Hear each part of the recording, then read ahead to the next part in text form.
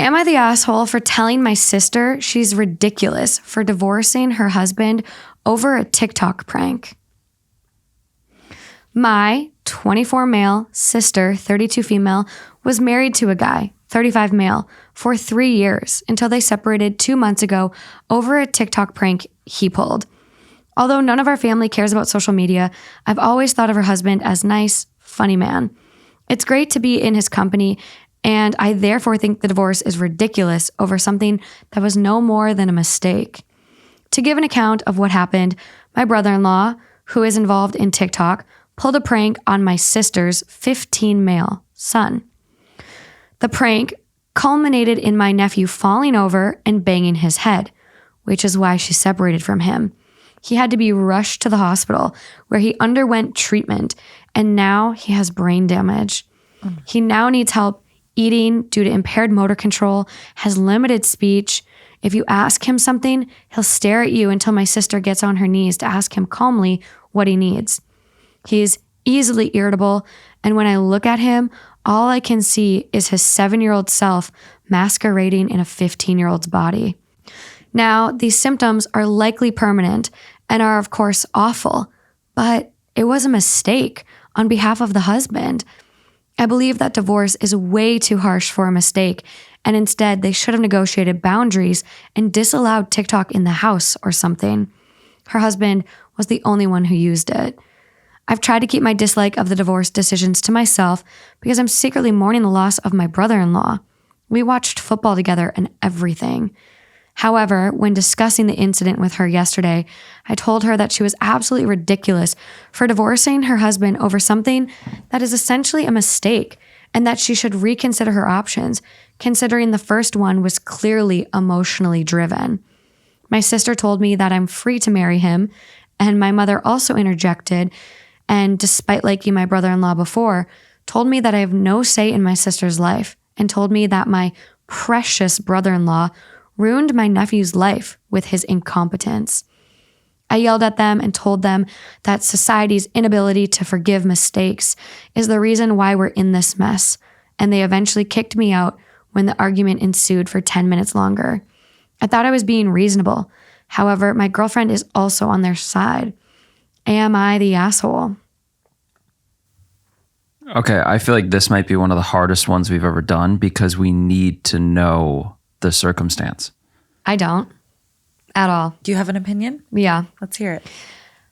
I do not think this was the first time he's tried to pull a funny TikTok prank. I can't imagine you just go from 0 to 100. I'm sure this was kind of a running thing where it's like, hey, please stop. Not into the TikTok pranks. And then this one resulted in permanent brain damage. I don't know what the intention of the prank was, but I think when someone hurts you and your child so deeply, so badly, I think even if you love that person, if you recognize this is something you're never going to be able to get over, I think it's fair. Bye. Like, I'm always going to look at you and look at what you did to my child. Right, but the context of the prank is so key in this.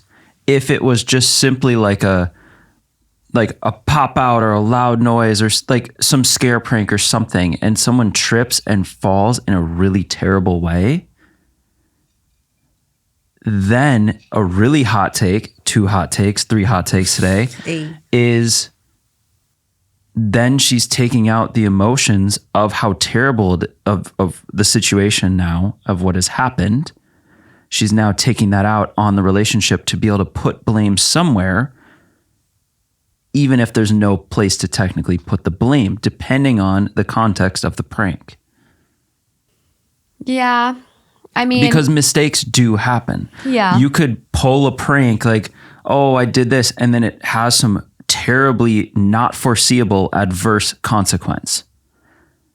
And though, yes, it is annoying that it came from a prank and the prank didn't have to happen.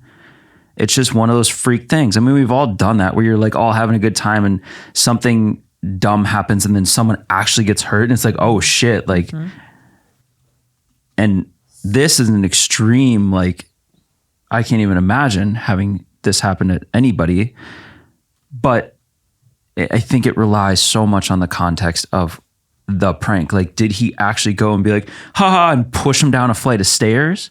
Because that's a lot different than, oh, I'm doing something and then like the unforeseeable, which I think is the key word. Yeah. Consequence is he falls and gets this hurt. So let me ask you this. What is your take on this? Like, I hear everything you're saying, but so you think she was an asshole for jumping to divorce? I can't make a decision until I know the More prank. context. Do we have any more? No, the account's been suspended. I can't see any. I don't see any comments from OP while I'm scanning quickly. Because I'll clarify. If it was one of those pranks where it was totally unnecessary and you could infer the risk of someone getting hurt, then yes, I would be done in the relationship too, because that's just idiotic. Why would you put someone at risk for something so dumb? But if you totally could not foresee it, like it's very unreasonable to consider that someone would get this hurt from whatever action you were doing, then I don't see how you could put all that blame on that person. Based on the severity of his injuries, like I was quick scrolling through the comments and like I kept seeing permanent brain damage in all caps, and like commenters just from typing that is mentioned 20 times, and that's like if they use the right spelling. And I can't imagine like a jump scare type prank is going to result in permanent brain damage.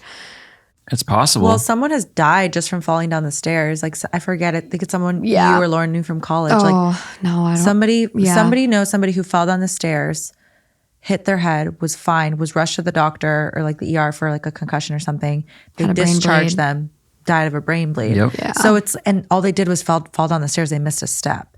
So to me, I know I'm being very devil's advocate, but Accidents happen. accidents, like if Justin is, to your point, if he was doing a prank and it just like a door opened, which knocked this person down the stairs, they could have severe injuries from something that wasn't intended. Yeah. And I'll just say this, like, it's interesting because we all have a different take on this, and they're probably all considered a hot take because my take on this is kind of a blend of both of yours.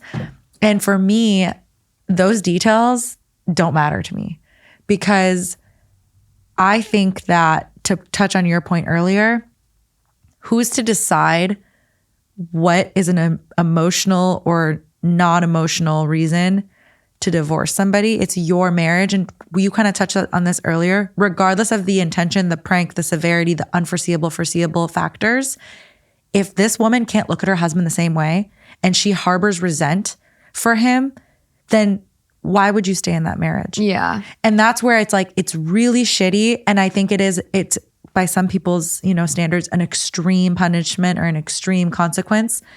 But so be it then. Because if this woman is so hurt and can never look at her husband the same way, will always resent him no matter what happens, then for both of their sakes, it's better they're done. It's better than they're not in the same marriage. So that's why these little details actually don't really matter, in my opinion. What matters is, can she move past it? Can she forgive him? That is true. Him? I think, that's kind of how I look at it. I think I got on the track of like, is the guy who did the prank the asshole? Right. That's kind so of, when you were talking, I was like, you're actually answering a different question. Yeah. But we can all agree, like, if it was ill-intended, then of course, like, it's a whole different question. But we're actually, none of us are answering the question. I know, that's true. Am I the asshole for calling her ridiculous? Which, it's not your life. It's not your marriage. It's not your child. And boo-hoo, you can't watch football with your brother-in-law. Yeah, I was thinking the Go same. to a fucking sports bar. Yeah. Get a friend. It's funny. We were all kind of not answering the original. We got lost in the sauce. Well, I knew from the get-go, I was like, I know that we're not going to even give that attention because we're so focused on the other elements that are kind of outshot, like shining that.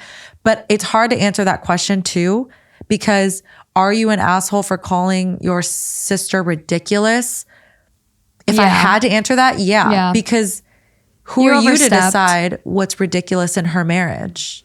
Well, and you're not in her marriage. I think it's kind of one of those things where it's like I said, I'm like, I don't believe this was the first prank. I can imagine this didn't go 0 to 100. So for her, this could have been the final devastating straw. And so who knows what was going on behind closed doors? And it's like, who are you to speak?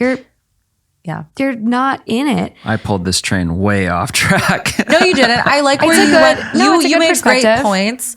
And I like how passionate you got about like the unforeseeable, because everyone's thinking it like, well, what was the prank?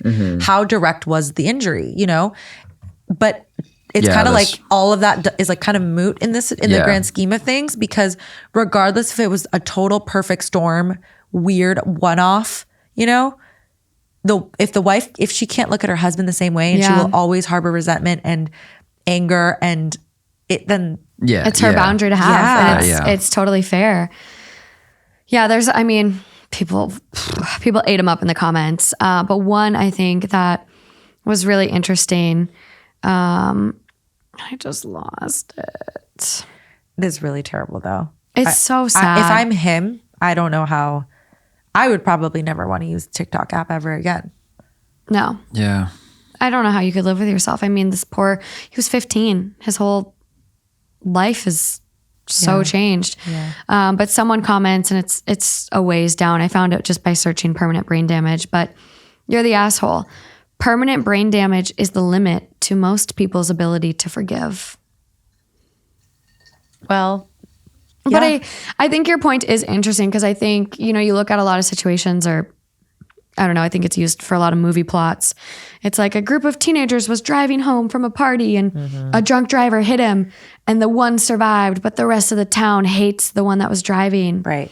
And I think that does come up in a lot of our stuff where, we have misplaced blame. Yeah. And accidents do happen. But yeah, I think back to OP actually asking, am I the asshole for telling my sister she's ridiculous for divorcing her husband? Yeah. Yeah. It's not your marriage. Right. And I'm falling further into a little hole right now. I just want to tuck away and let the show continue as if I wasn't here. But what? It's making more sense to me, because then you could theorize.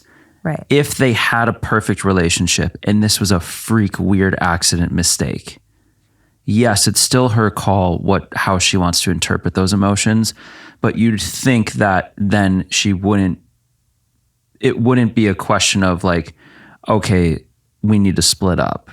It's obviously due to bigger circumstances, or a super malicious prank, which could be unforgivable. Right. But if it weren't any of those, then we wouldn't be talking about the divorce. We'd be talking more about the injuries and the prank itself, maybe.